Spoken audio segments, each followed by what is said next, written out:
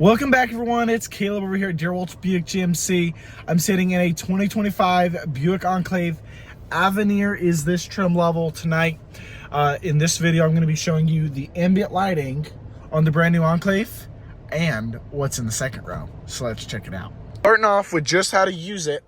I've got the dome lights on just for a little bit of better lighting. But as you log in to your nice 30-inch massive screen, you're going to go over to ambient lighting on the home screen. And then to start off with, you change the customization of the brightness, and then you can customize it just to any color you want. Now for tonight, this blue looks gorgeous, but you can go to different colors and see the different options. We can go to blue/orange or red-orange. You've got a greenish yellow. We're going into the greens. You can choose a nice, gorgeous green, and of course blue, once again, very pretty. You've got purples, and a bunch of different purples you can choose. And then you've got more pastel, kind of white colors.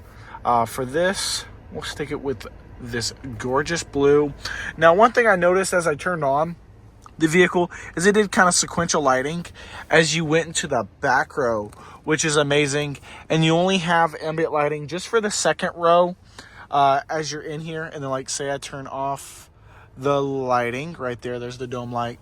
So of course sunroof's open, we'll close the roof. But this ambient lighting is just extremely sharp, looks beautiful. You've got it on every door and then even throughout the dash, which looks amazing.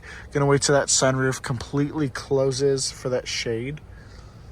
And this is the darkest it'll truly be in here without, a bunch of lights in front of you. This one does have heads-up display. Thank y'all for watching, and that's how to use your ambient lighting in your brand new Enclave, including you have the nice little special thing in the second row, being able to have the lighting in the rear.